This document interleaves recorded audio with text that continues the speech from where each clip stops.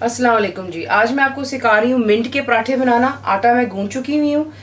आप मेरी वीडियो दूसरी चेक कर सकते हैं। इसमें जिन चीज़ों की ज़रूरत है वो आपको बता देती हूँ। आटा है 2 कप्स मैंने इस्तेमाल किया, यानी कि व्हीट फ्लावर।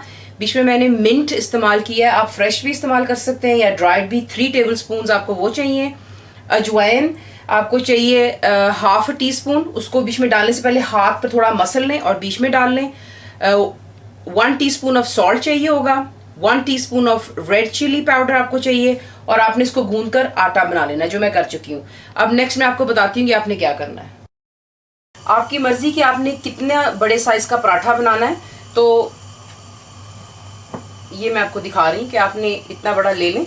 जो एक टेनिस बॉल का साइज होता है वो बिल्कुल ठीक रहता है। आपने इसको यूं हाथ पर बनाकर पेड़ा बना लें। पहले खुशके में डालें, थोड़ा सा इसको दबा लें और वर्क सरफेस पर आपने इसको बनाना है। तो अपनी 2 उंगलियों और ये हथेली के दरमियान में आपने साइडें जो हैं इसकी फ्लैट करनी होती हैं। आप देख रहे हैं मैं क्या कर रही हूँ, साइडें फ्लैट हो गई हैं।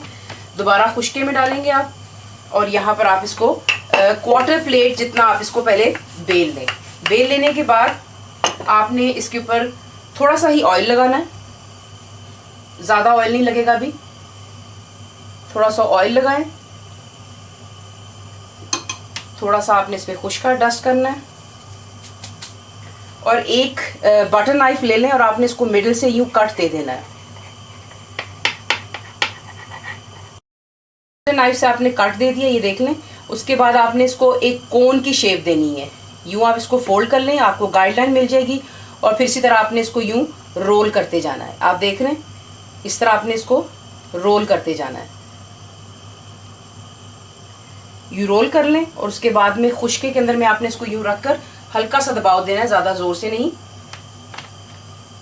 यूं करेंगे और फिर आपने इसको यहाँ पे रखकर, जिसका मैंने आपको बताया है कि रोटियां बेलते हैं, आपने इसको उसी तरह बेलना है, लेकिन हल्के हाथों से, ताकि इसकी शेप आउट ना हो जाए।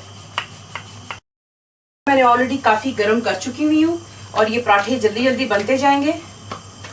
आपने इसको यूं उठाना है अपनी रोटी को और इस पर यूं डाल लेना है।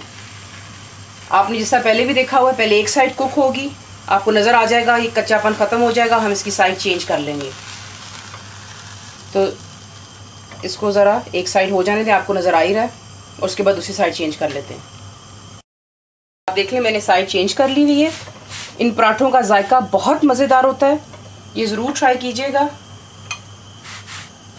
वो साइड भी हो चुकी हुई है, इसको दोबारा चेंज करेंगे। 3rd फ्लिप दिया हमने। उसके बाद हम यहाँ पे तेल लगाएंगे या घी, जो आप इस्तेमाल करना चाहते हैं। बच्चों के लिए बना रहे हैं तो घी इस्तेमाल कर लें, अगर बड़ों के लिए तो ऑयल। मैं हमेशा ऑलिव ऑयल का इस्तेमाल करती हूँ। अभी भी मैं ऑलिव ऑयल ही बना रही हूँ, उसी में बना रही हूँ ये मिंट के पराठे। और आप इसकी साइड चेंज कर लें दोबारा।